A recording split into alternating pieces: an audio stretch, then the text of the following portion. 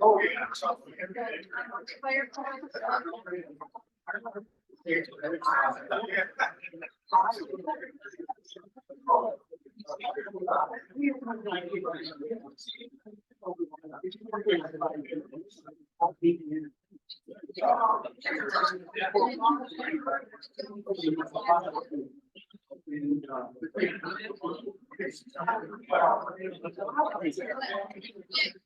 Yeah, that's right. Good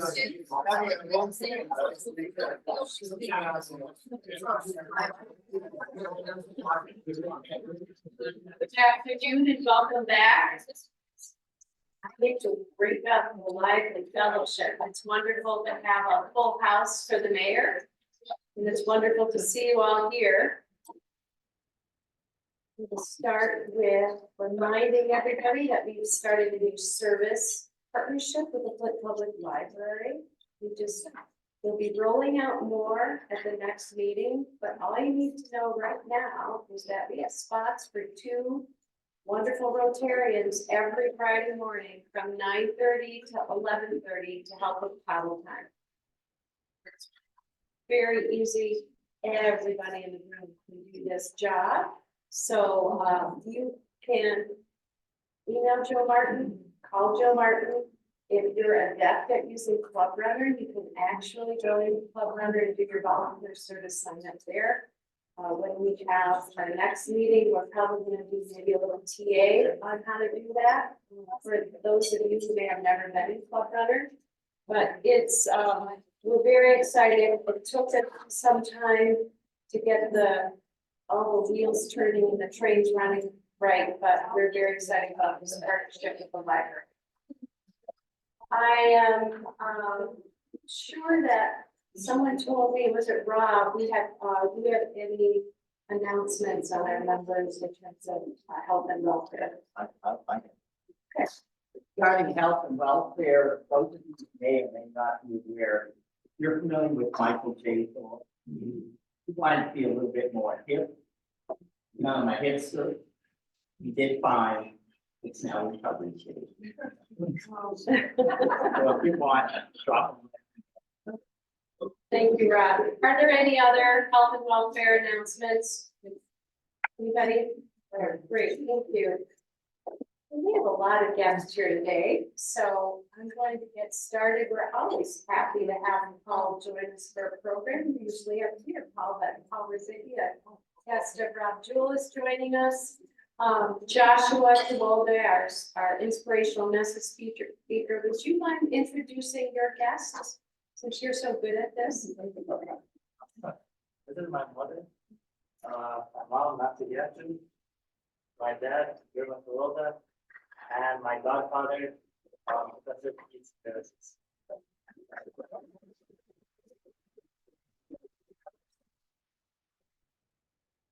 Jason Anderegg is joining us again today as a guest of the Genesee Valley Rotary.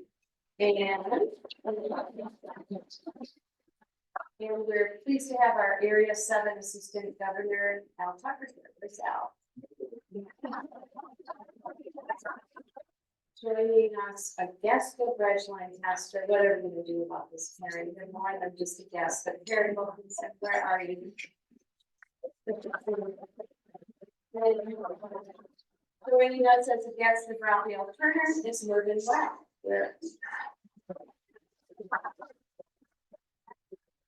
Did I miss anybody? Great. So, do we have a 50-50 raffle today? Who's helping with this?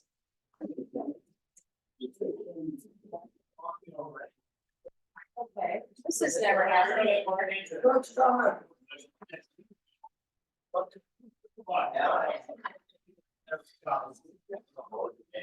Fred, We have money. we have money, we have a bucket.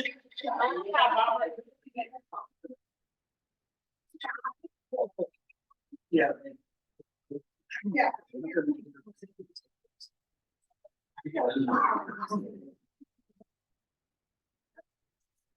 Remember, President, I've never been indicted or convicted, and my case is speedily going to the Supreme Court.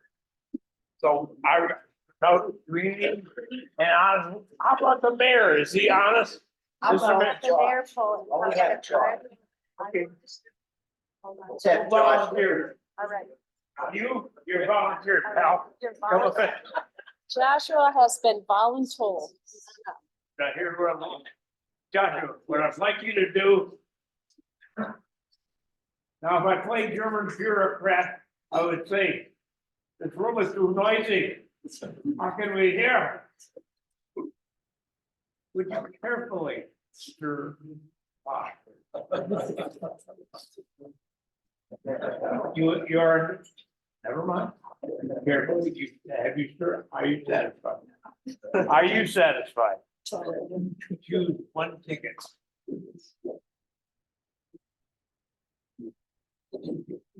Third place? Your third place is 748612.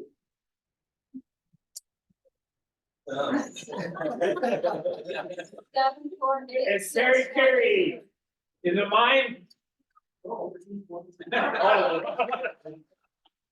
Hey, would you carefully stir again, John? For second place?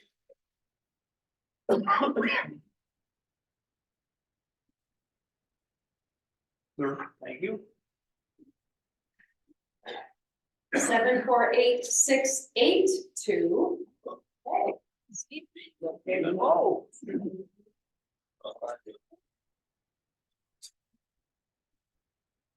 And now, Joshua, we've carefully calculated several gallons of gasoline in this bucket. Very carefully, either one. No, I turned some more pressure on. The wind come out and pour me outside. That's okay, thank you. The envelope's a little thicker than usual, folks. It's 748705. I appreciate you very, very much. I'll take it. Joshua, thank you so much. Yeah, that was a good use. Ooh, that is next. Thank you, Brad. Great. And let's welcome to your introduction, Rob Jewell.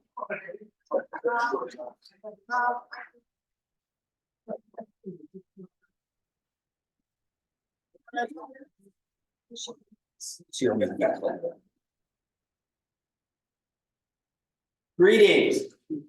Great. Okay, back table.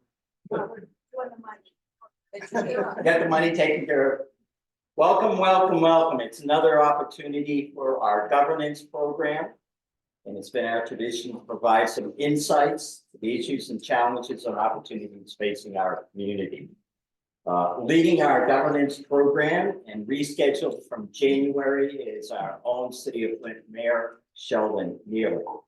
For updates after working through glitches, scheduling, and so forth, next gathering on February the 23rd, James Avery, who's the chair of the Genesee County Board of Commissioners, is not going to be able to join us, but he has asked Commissioner Dr. Beverly Brown to speak on his behalf.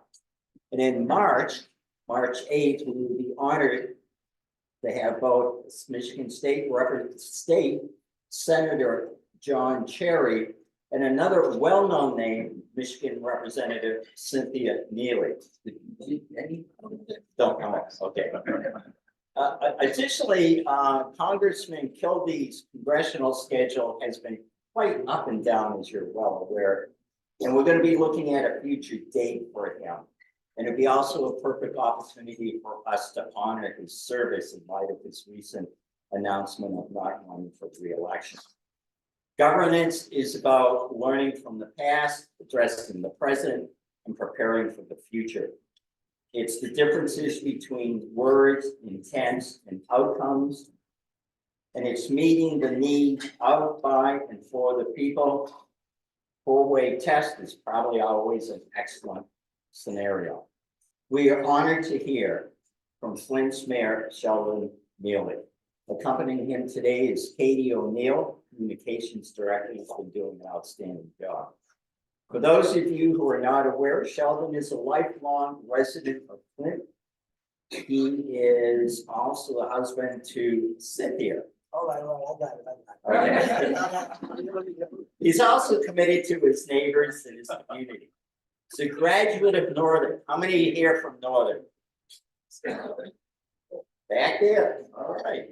He's also associate's degree from Delta Community College. He also attended at Saginaw Valley State University. Broadcast engineer, for those of you who've not been aware, 27-year career at age 12. 6th Ward council person, state representative, elected in 2019 as mayor and re-elected in 2022. He's a man of God. He's a champion of Flint. He sums up his life by a simple statement: I am blessed. Today's focus will be on the city of Flint and a number of its issues and concerns. And there's been a lot of activity going on. And the question and answer period will be a perfect opportunity to address those. On a side note, I've known Sheldon for years and years and years. He's been my council person, my state representative, and my mayor. And I've understood over the years he's established a special ringtone to identify my incoming calls. He's changed it over a period of time. He's also changed his cell phone number a number of times. And he's instructed people regarding issues about my access. However, in all importance, please provide a warm Rotarian welcome for the city of Flint's mayor, Sheldon Neely. Good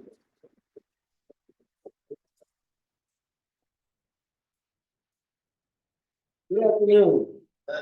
We are so blessed here. This is another wonderful day as God has made. It's beautiful outside, so I promise not to keep you very long.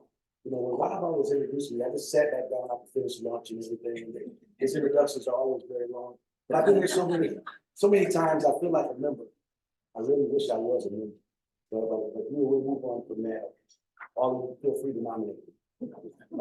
You know, we have a great city. We're moving in a wonderful direction. And, you know, one of the things that I've always talked about since I've been elected in this position and other positions is prayer, planning, and partnership. We pray before we make any particular move. You know, we plan for our success and we look for all of our partners. That is one of the things that really speaks to all of our success through not just the 10 year of me being there, but the 10 year, of course, of our lives. When we work together, we succeed together. And that's one of the things that we're so very proud of in the city of Flint. Now, last year was such a great, wonderful year. We got so much, but I'm going to give you a snippet of what it is. And if you want to look at the full presentation of the State of the City address, feel free to go to our City of Flint webpage, do that. And also part 2 of our State of the City address will be airing on Channel 12 from 7:30 p.m. to 8 p.m. tomorrow night. So we bought prime time to make sure we get our broad messaging out to everybody inside the city of Flint. But, you know, one of the things that we're so proud of is that, you know, we are a union town. I just left the white shirt day over the OW and I ran over here to be here and talk about the level of liberty, justice, hope, and equality that we have here in the city of Flint that started here. You know, the city of Flint municipality has 6 collective bargaining units inside the city of Flint. You know, I have AFSCME, 1600, 1799, police and fire, 2 unions for police. I'm very happy they hadn't had a contract in over a decade. But we since have negotiated well contracts with each one of those units and gave Flint workers the largest raise in Flint's history. And that's what deserves a round of applause there. That's a lot of money. You know, we talk about economic development, economic growth is really the lifeblood of what we've been. We had one company, we were blessed with one company, $1 billion corporation that we were able to start the city of Flint was General Motors, right? And we failed over the years to diversify our economic base, to have an ecosystem that was palatable for other businesses to come and be successful in our community. Since then, we've been diversifying the level of our business base. We were so proud, you know, over the course of last year to bring new companies to provide new jobs and levels of jobs in our community.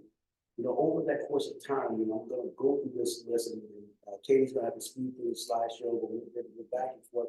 But definitely I want to be able to get to the Q&A portion so you can get all of your questions answered. But you know, through June of 2022 and August or June of 2023, we brought more than $2 billion to the city of Flint in commercial development. $2 billion, that's what the beat. And you know, it's very hard for a guy like me from the city of Flint to be able to equate what $1 billion is. And so I know Katie's gonna be mad at me, I always equate it to time. So if you equate it to time, $2 billion really represents, if you represent $1 equal to 1 second, $1 to 1 second, that's 63 years of life. $2 billion of commercial investment, more than 3,500 new jobs are going to be developed here inside this community, this great community, down the poverty corridor, which is North King, North Saginaw. We're going to be seeing new jobs, and you can see a lot of the development with the Ashley Capital, and that's the first building that's being constructed. And you know, if you guys can keep a secret, we have other new developments coming to that particular site that really speaks to a lot more jobs here in the city of Flint, lifting our families up and throughout our quality of life quest inside the city of Flint. And so Ashley Capital brought $300 million to that level of development there. And that site was a brownfield, the third largest brownfield in the state of Michigan. And we redeveloped it after being dormant for 2 decades. And so it's going to speak and breathe life into that particular sector. You know, but we definitely have to really speak to all the hard work and partnerships, being fiscally responsible. Most of you guys understand businesses and how we run our businesses. We had a structural deficit inside the city of Flint that was really smothering us. There was an anchor around our neck dragging us under. You know, our pension system was underfunded by $250 million. And we could not afford our pension payments after we collected our tax base. We could not afford those payments. So we were on the trajectory, April of 2020, to be in solvent community once again, because we could not afford that payment. Our Genesee County delegation, led by a lot of those great individuals standing there, Cynthia Miller, John Cheering Jr., and Jasper Martis, also again, Senator Jim Ananek.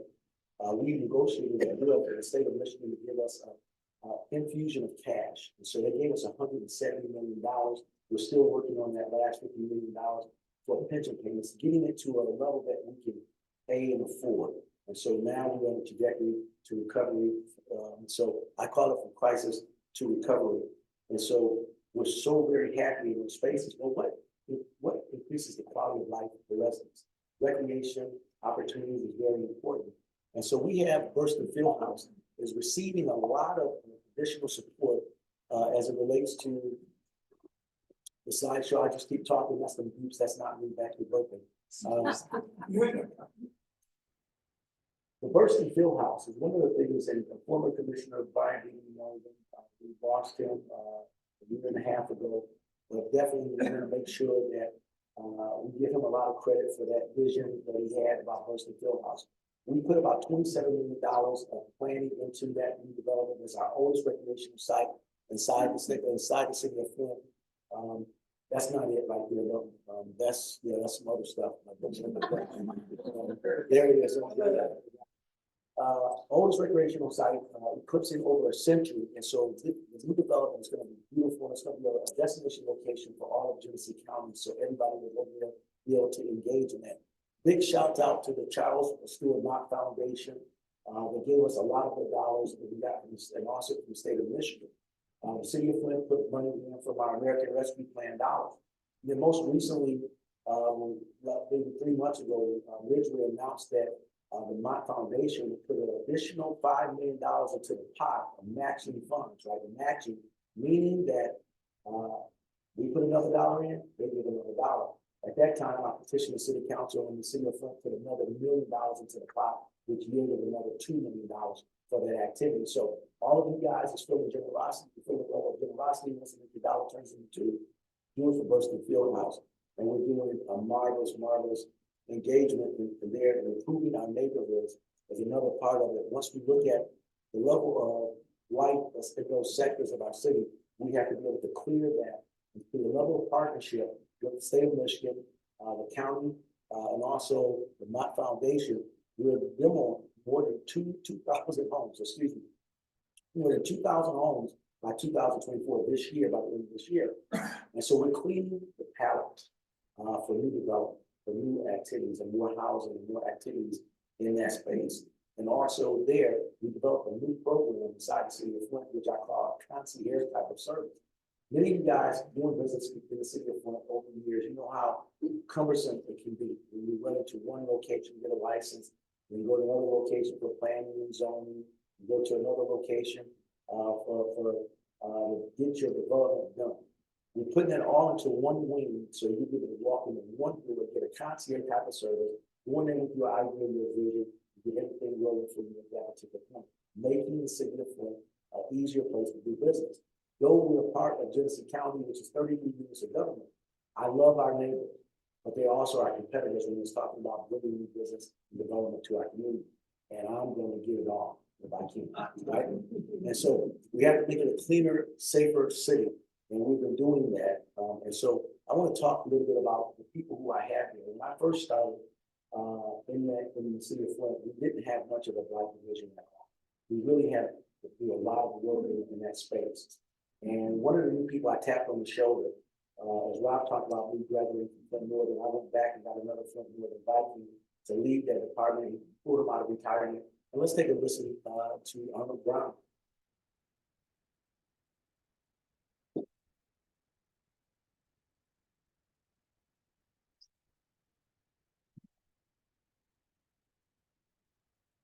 Well, Arnold's not on the video, but he's much shorter and less good looking. Please tell him I said so. But his division is doing such a great job. I call it White Plus. And so what they're engaging in is cleaning up the city. So we have a Blight team leader, and we put a lot of money into that department, getting the necessary equipment to actually clean up Blight, much like what we see here. People dumping these big boats. And Joe Fike, I think we found your ID in the boat, but I'll be right on. But you know, the way that people recognize the city of Flint, I'm going to change the mentality in which how they look at the city of Flint. We're not the garbage can of Genesee County, and this type of blight happens more often than not. And so we're doing a lot of enforcement. We have 10 MSO neighborhood safety officers that go around and takes look at things, writing tickets, making sure we can clean up our city. But once we clean it up, we stay clean. You know, back in the old days, and TV, you know, the TV used to sign off right before the test patterns, and you used to see a Native American on the hill, and there was a piece of paper going in the river, and you get a teardrop, or hootie the owl, don't give a hoot, don't pollute. We don't have that level of engagement and that level of awareness anymore in our community. So it's incumbent upon us all to make sure that we spread that message about keeping our neighborhoods clean once we clean it. And then we have more housing developments in our community. Affordable housing is very, very important. I'm so proud that we put some American Rescue Plan dollars into place for veteran housing. I was talking to Catholic Charities, and they used to call them tiny homes, and I guess that's not popular anymore. So they're smaller homes, right? I guess so smaller than bigger homes, right? But also, you know, Communities First is developing that on University Avenue right there. So that corner didn't seem like it was large enough to be able to have that level of development here. But those are some beautiful, beautiful now apartments. So when people come here to live, they're going to have a great experience, and that is very important when we're trying to attract new families to this community. I call it residential recreation, economics, education, and safety. But those are the 5 points of life that anybody looks for: black, white, rich or poor, Republican, and or Democrat. Right? Those are important to our family. You know, we're doing so much with our water infrastructure. We have a state-of-the-art infrastructure. When I travel across the country, I'm always often asked, right after they ask about the Eric Mays TikTok, they ask about how's the water, right?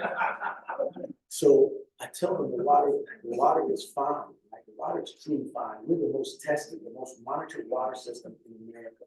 We're still under, I don't want to call it an emergency, but we're under supervision of the EPA, which is our national environmental agencies, and also EPA, which is our state environmental agency. So we've been mandated to have a level of testing, aggressive testing of our water infrastructure. There's no amount of lead in the water that is safe, but we're testing among the best in the state of Michigan, or we're the most monitored. So, but it was always very tricky and dicey. And I said, the water's fine, because we still have some mineral space, to be able to get people's trust that was eroded through that process. So I'm always saying we're testing well, no amount of water is safe, we're doing very well. And so we're trying to build back the confidence of residents, and also across the country, because it's been spotlighted that our water was, had a problem at a particular time. But the infrastructure that we have here, state-of-the-art new buildings, water treatment facilities, new delivery system. We will never drink from the Flint River water again. We constructed that secondary delivery system, all the way to Lake Huron. 2 straws and 1 pool of water, different delivery systems. We buy our water as a finished water product from the other entity, and then we send it into our new treatment facility, and then we modify it for our residents, and we monitor it all the time. One of the things that was a pet peeve to me is when they always talk about the city of Flint and the water situation, they had this very old grinding water tower that said Flint water, right? And so we painted our water tower to sky blue to mirror the sky.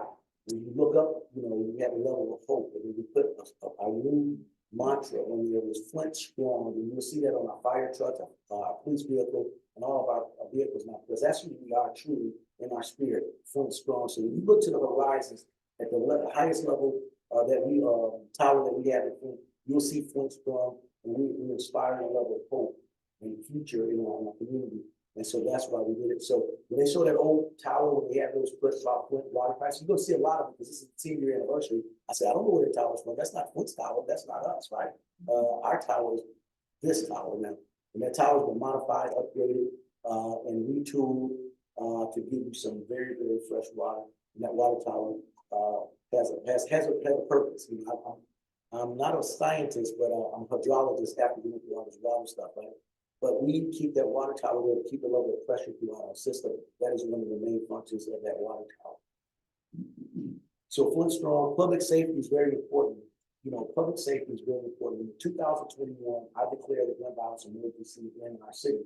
This is even before the White House, our President Biden declared gun violence as a public health emergency.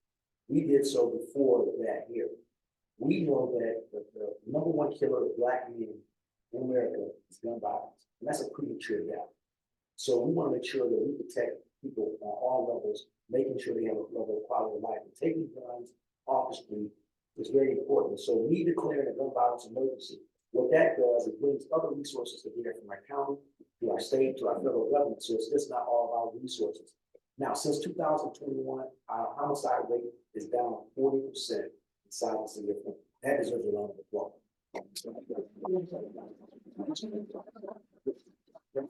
Even as we speak now, you know, we've been doing some neat programs inside the city of Flint. We have a gun bounty program, which is different than a gun buyback, because we offer higher retail value for some of these weapons. Like you see the Chief Green, that's Chief Terrence Green, holding up one of the weapons that we have confiscated.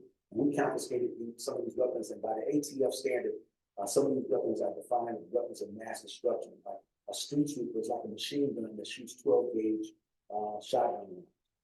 We just collected 2 more of those in our last gun bounty last Saturday. And so we're taking them off the streets right now. And some, you know, we give them to the police, it's MSP, as a byproduct of us collecting them. They're taking them in to be able to destroy these weapons so they will never repopulate themselves. But then they turn it over to a third party, and now it's been a little uptick because they found out the third party was reincarnating these villains. But now the city of Flint is holding the weapons until we can be assured that these weapons are destroyed. And so, you know, when Katie woke up early this morning, we had some test runs with our steam division. We was running over a few guns with some steamrollers to figure out if we can destroy them before we get them, right? But we're working through that. But that's some of the unique pieces that we want, because we want to make sure we take these weapons off the street. And there's also a grant from the Child Steel Mott Foundation to provide us the dollars to pay for these weapons and get them out of the hands that could do nefarious things with them. And so we do these things all with the idea of increasing the quality of life inside the city of Flint. We're hiring more police officers and firefighters, and we're trying to sell this to our young people. When I was a young person, you know, being a police officer or a firefighter was a fantasy. It was a hope and a dream, because everybody wanted to be that. If you walk down and talk to young people, you ask them if they want to be a police officer, they say no. Questionable about a fire officer, but they don't want this profession anymore because social media has demonized a noble profession. You have bad people in every particular sector of our lives and work, but that is not the majority. We have a fine police officer force, the most trained, I would say the best trained inside the state of Michigan, even to where I bring in alternative organizations like Peacekeepers, which is members of the Peacekeeper movement, which is returning citizens. They help train our officers, they help them de-escalate the situation, to hear a different voice. And we've done a very good job. Body cameras now, our officers, we wear body cameras, not only to protect them, but also the residents inside the city of Flint. Flint Strong, our new fire vehicles, we have 4 new firefighting apparatuses inside the city of Flint. Firefighting apparatuses is a good word for a fire truck, right?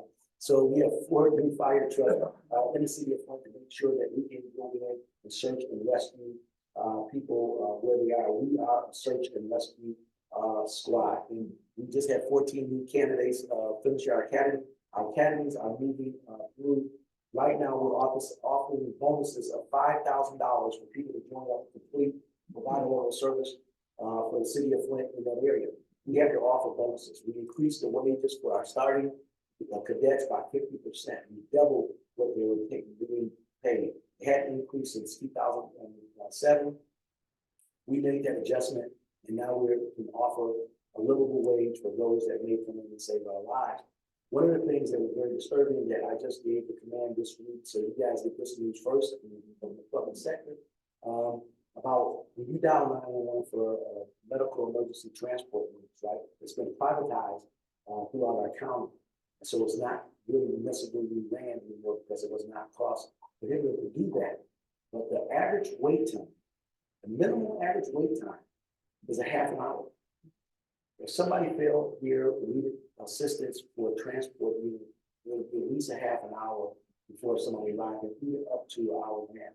So right now, I gave a directive at our last staff meeting, just this Tuesday, we're looking at purchasing our own vehicles, and we're gonna bring it back into our fire department, and we will dispatch emergency transport needs in the city of Flint. So now, when you see this in front of city council, you see them moving in the ways that they move, understand, let's all push and say that when we have issues here, medical issues and a loved one is falling on ourselves, we need to get a medical transport unit there. Usually what happens is 911 dispatchers, our firefighters, they'll come out in a fire truck, and every one of our firefighters are in the team, so they can provide life-saving measures until we can get you to a place, but they can't transport you in a fire truck. So we're gonna make that initiative, and we're gonna make that happen. And we're looking for our partners in that space as well. So we're doing that to protect the residents inside the city of Flint, but it takes vision to be in a position like this, and it takes a very thick skin to be here, and that's why I say we pray before we engage in anything. As a spiritual man, that is the base and foundation which I have, because it takes a lot to try to feed many. So the City of Flint Service Center is another place that we just opened. This is a new operation. This is our pilot program. Huntington Bank, I know Casey, don't worry, you left it there. We got the keys and took it over. So Huntington Bank, located on Clio and Pearson Road, had one of their smaller banking locations. They didn't renew their lease at this building, and so we went to negotiations with the new owner. So I thought that when they told me that we had $5 million of unpaid water bills inside the city of Flint, and I believe water's a human right, so I try not to cut off people, but we will go after habitual non-payers. But what is one of the ways in your operational audit? What can we do to increase payment? We offer extra opportunities for people to pay. So we took this bank over. Now it's up and operational today. You can drive through it today. You can pay your utility bill through the drive-through, right?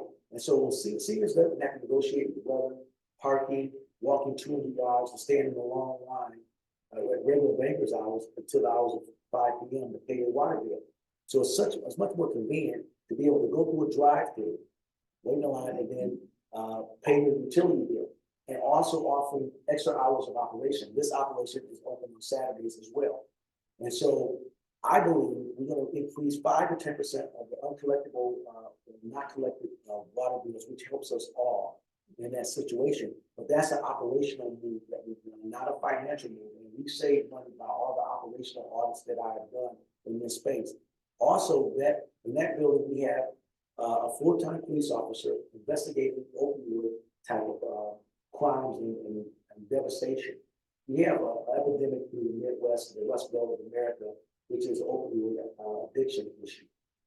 In the city or Genesee County, it's really prevalent that we have a lot of overdoses. And so that's why you see people passing out Narcan kits and different things. But we have a full-time officer there dedicated to just that operation, be able to help support people, not only to investigate crimes, but also to get them into an intervention type of program. One of the things that we also done with our American Rescue Plan dollars that we also invested with Dr. Shaw and Insight to have inpatient beds that they're developing on the site. We invested in that place as well, because I believe drug addiction is a disease, and I don't condemn or try to kill people as a byproduct of that. But that is there. Now, good news is this. You want to hear the good news, Rob? Okay, that's not with one tax dollar. We did that and we opened this operation with not using any tax dollars, because what we've done is use all forfeiture dollars that the police department has to fund this operation. Now, you know, when they go into a, we've seen TV, they go into an operation, they secure all the money, all the items there, then they auction off, and you often wonder what happens to that money, right? If they would take that money. It's forfeiture money. And, being a former state legislator, I understand the laws very well. So we were able to take forfeiture money to fund this whole operation. The police officers that's there, the full-time police officer is funded by opioid settlement money. The state of Michigan sued Big Pharma, some of the pharmaceutical companies, and yielded about a $4 million settlement, and it's still moving through to get more. And we're using those dollars and putting them to work for the residents of the city of Flint and no additional cost. That is part of the operational view of what we do and how we move forward.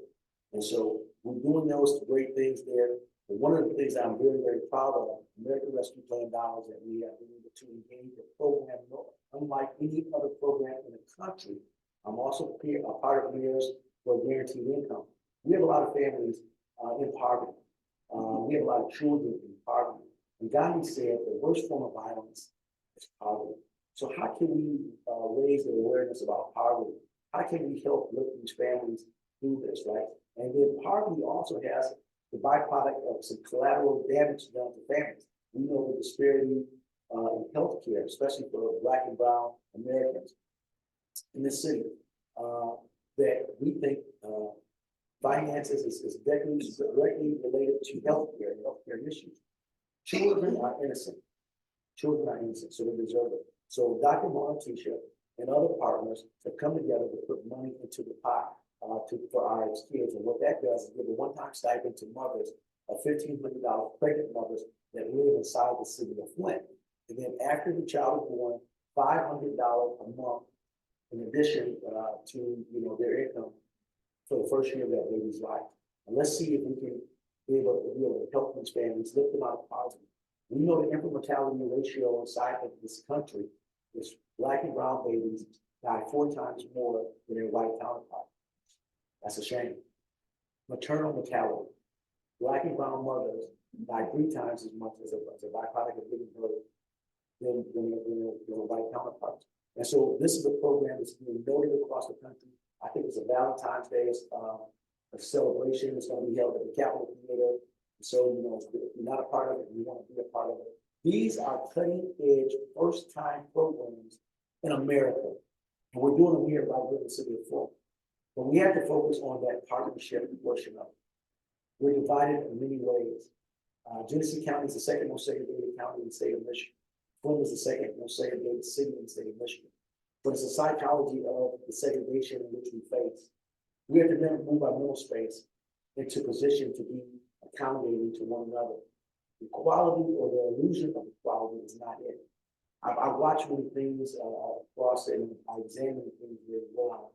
And I've been blessed in this category. I retired at the Channel 12 for 27 years. I've only lived in 2 homes my whole life. I was raised with my family, my mother and father, and my brother. And I bought a house with my teenage sweetheart that we're going to be celebrating 32 years of marriage this year. So it's very simple and simplistic. Residential recreation, economics, education, and safety, those are the important things to me, and my family, I'm sure it's to you and your family. And when I say, you know, Rob said that one of the things when you ask me how I'm doing, I'm saying I'm blessed. I added to it. I'm blessed, but I'm living in the bonus. Living in the bonus is this: when you're blessed, when you wake up, and the blessing is this: when you wake up, that first conscious moment, when you take your first breath, that's the blessing. Many people, if you don't have that first breath, don't worry about it, right? That's the blessing. What do you do with that breath? What are you gonna do with it that day? I choose to live in the bonus. I'm living in the bonus. We're gonna make sure we take that breath. We're gonna do something great and live with it. We're not gonna do something bad. Celebrate the blessing. Live in the bonus. And it's gonna require all of us to have those difficult conversations, difficult movements, but it's all about the level of what we have in common as a community, human, more so than anything else. And you know, we have to get to that. So that was just an add-on. I'm sorry, Katie, that was just add-on. So now we can get to the Q&A good stuff. And I'm hoping that you guys can hear me. I can hear myself talk. Can you all hear me too? Okay, great. And so we can talk about some of the good stuff. And I want some good hard questions. I don't want no easy ones. Thank you. As a contractor in the city of Flint, we've worked here for more than 40 years. I hear people saying that Flint's open for business, come do business in Flint, you know, open up shop in Flint. But you need to tell, I can say that, the building departments in those areas, zoning and those things, it's never been harder in 40 years to get a facility permit for a simple project in Flint. There's so many new staff that don't seem to know how to make decisions or move projects forward. When a small shop that wants to open down on Saginaw Street takes 3 months to get a permit to put up a shingle, not even a lighted sign, just a simple shingle. That's not due process. We're not taking care of people who do want to do business in Flint, and we're charging them astronomical rates, more than I've ever seen in Flint. Flint was always a little bit on the low side, but not comparable to Birmingham and those places. Well, now we're on par with some of the toughest areas in the state. And so we're not making it easier to do business in Flint within City Hall. Yeah, thank you for that, because I hear that often. And that's why we retooling the department, you know, moving all these things to one way to make it a concierge service. It's going to get better. I guarantee it's going to get better. But that's one of the priorities in which we have inside the city of Flint, to make it easier. But definitely, you know, we weren't moving or escalating our costs that we had to incur up like everywhere else. Right? We did a wage study to make sure we were paying our employees equivalent to what they were making across the state of Michigan. But also we had to do an evaluation of the fees and services that was costly. And Rob Jewell can help us out because he's on that planning board. He said, he reminded me when I was a city councilman a long time ago, I put him on the planning board, and he's still there. Right? And it's like, he was like an old oak tree, it stays right there. Right? He's gonna help us start moving some of these things, and we're gonna do better as we develop all those processes. You know, we had 3 people in our licensing division that was up in the clerk's office, not down where building the safety was. But 3 people did like maybe 168 business licenses.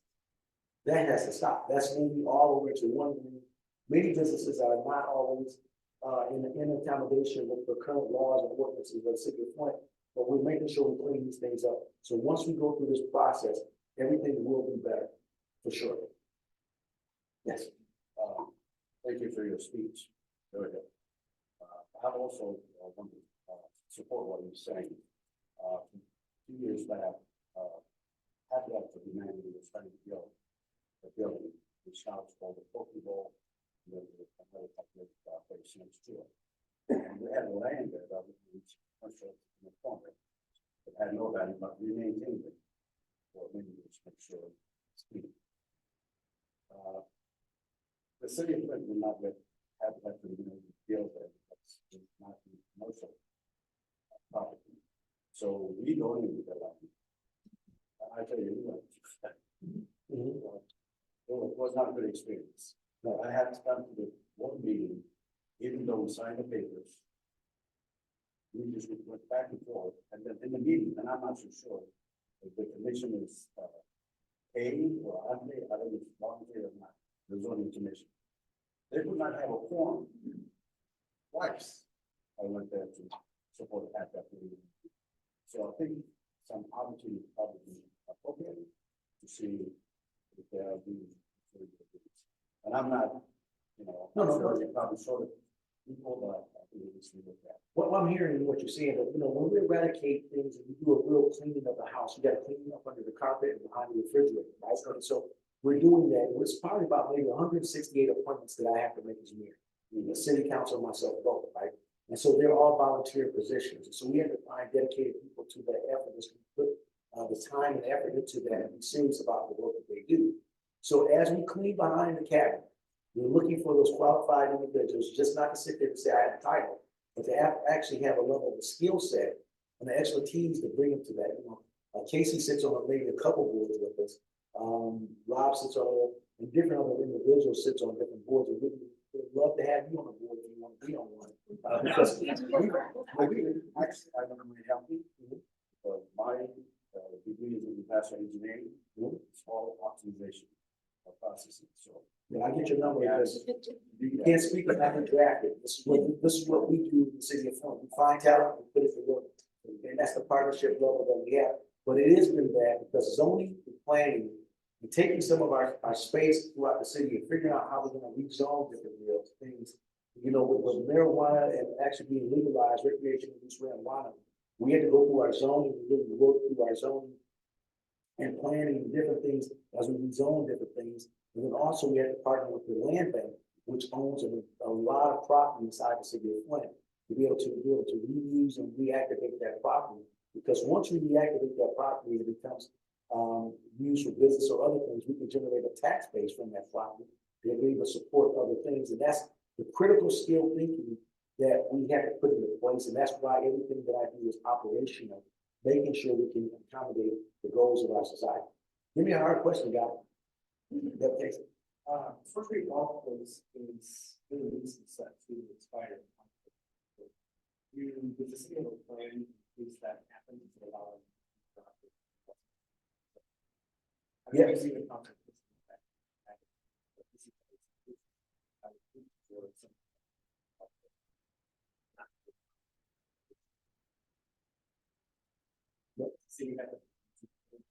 The good news on that level and the bad news is this, right? You know, we have a total branch of government, which is the city council, which is our legislative piece. We have a city charter that needs to be revised because it's not good. Right? It doesn't really work well. We have a strong former mayor government. I'm a strong mayor. And so when you see all the chicanery that you see in city council, right, it's going to be up to the community members to eradicate that level of dysfunction because those things are not there. The reason they don't have a contract is because they failed to be able to move it. The good news is that I put a resolution up to be able to keep the current provider there. Let's see if the city council passes it. They had a committee meeting. I don't know how much stuff went out this week, but we'll see on Monday of this week how many things that they will put in position to do so. But the contingency plan, I probably have to engage and sign a document using my strong mayor privilege, but then it creates another additional levels of fight and confusion. But we have to engage as a community. I'm requesting help from our partners to be able to engage this because what we do know, and I can say this publicly, one of the council people on council is under a contract, an entertainment contract, and so what they sell is dysfunction because that's the product in which they sell. We know that individuals have contracts and different things of that nature. We know at least one of them are under contract. We have a law firm that's working with them and sued the city at least 6 times with frivolous lawsuits. We're garnishing the paycheck of one council person currently to repay the residents of the city of Flint for their failure. We can't just look at it and say, what an awful mess, and turn the page. We have to engage because this is our community. This is our community. When you see what happens at council meeting, we have to engage on different levels, right? And so we can't just turn the page all the time because it stifles different things. And I know that golf course needs to book their meetings and have days like this. So we'll make something happen. But how do you do that when you have people on council that's just really not there to work on behalf of residents of the city of Flint. So we have to take a look at all these boards and bodies, and even the Flint community schools, right? Take a look at what's going on there, take a deeper dive into it, because you can't just warehouse kids. I'm in the classroom once a week. Mostly I'm speaking to fifth and sixth graders. This week I spoke to high school students, not bad kids. Not at all. Talented kids. They were just being warehoused. They didn't know much of, when I talked to them, right? And I wanted to engage them. I try to motivate them to be engaged with something. At that age, you always don't have to know what you want to do. You just gotta know what you don't want to do. And so we have to engage them in those spaces, but that's the future. Like, that's the future. And so we really have to really work in those spaces, because all of you here in Rotary members, you are here for a purpose and a reason, because you care. And so we have to engage that. Within the next 6 months, I believe, more than $500 million is going to hit residents of Flint's hands. More than $500 million is going to hit their hands for Flint residents from the water lawsuit crisis. I told people when the water lawsuit settlement came into the state for $600 million, it kept ticking up and it keeps ticking up even more. And one of the defendants settled for another $25 million, put it into that case. The federal magistrate and federal judge is going through that. But once it's dispensed, more than $500 million is in the residents' hands inside the city of Flint. And then when I put out the data points, and I'm gonna go there and take this 1 minute to put out the data point about how dollars circulate through our community. In the Asian community, the American dollar circulates 28 days. Jewish community, 21 days. White community, 18 days. Now, I'm gonna just put this up. I'm gonna ask you, in the Black community, how many days do you think, how much time do you think it circulates in the Black community? 6 what? 6 days? Nope. What do you? I don't know. This is interactive. When I do Rob, 10 days. 10 days? Joe? 2 days. 6 hours. Well, it goes to whoever's selling the goods and services. And so in the city of Flint, if we don't have a level of economic development and growth, business inside the city of Flint, we can trade dollars in and out and circulate. It goes to whoever's providing a level of commerce or service, right? So if you go to our county, it goes to whoever owns the businesses that's establishing this community. But those are from Harvard studies, right? And so you go to those, you look at those documents, and so that when we talk about if it circulates and it Flint's a predominantly African American community, how long will those dollars really transfer into economic growth? One of the things we've done with our American Rescue Plan dollars, we put a lot of money into the space of down payment assistance. And this is where, when people want to buy a home, this is a homeowners, you have to come up with 20% of the payment before a commercial lender comes into it to be able to help you purchase your home. 50% of the residents inside the city of Flint are renters.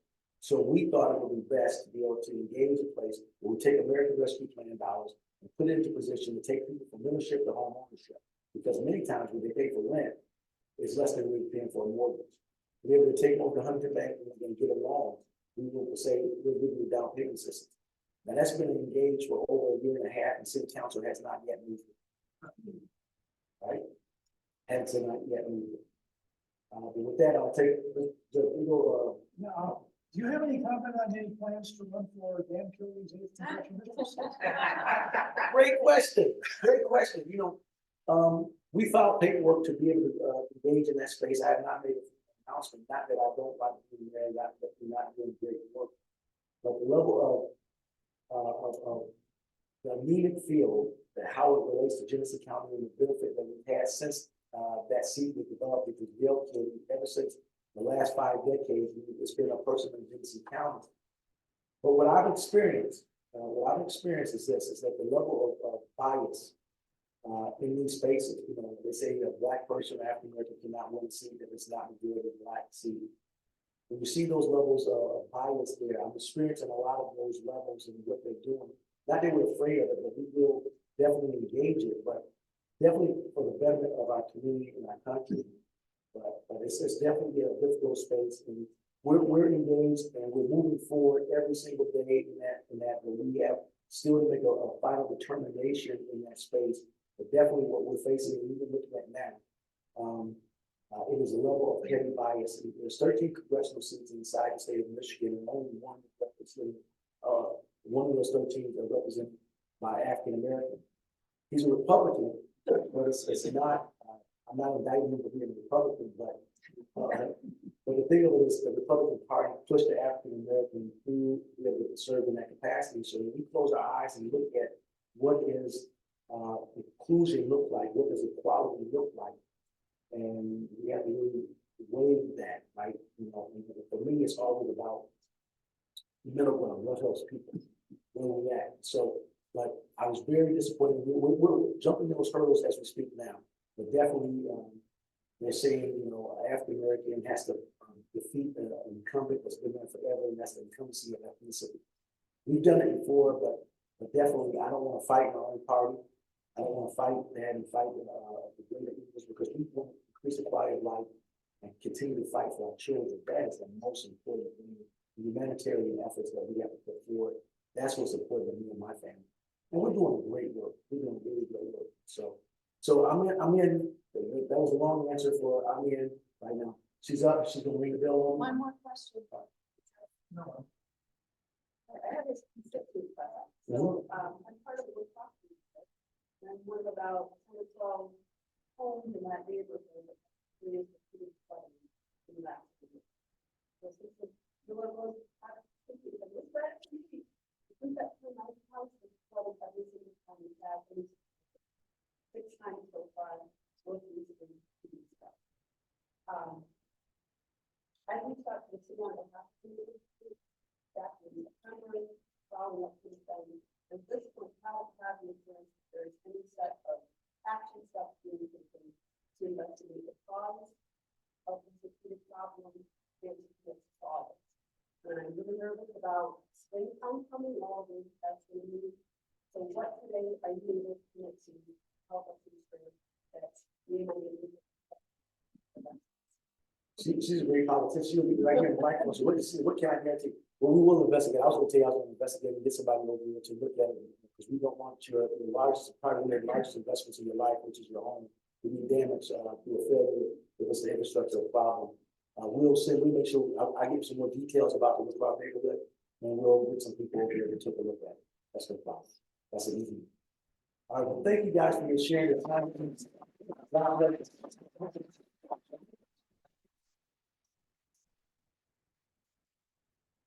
Mayor Neely, in your honor, we have made a donation to Rotary International Fight the Eradication of Polio. Thank you again for making time for us in your busy schedule. Another round of applause, please.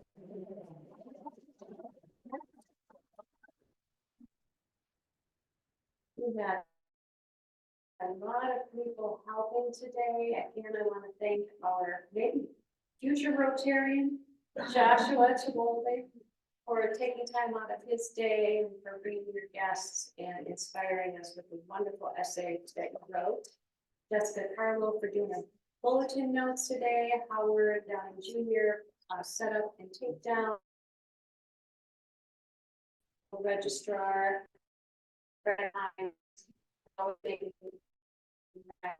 Action funds.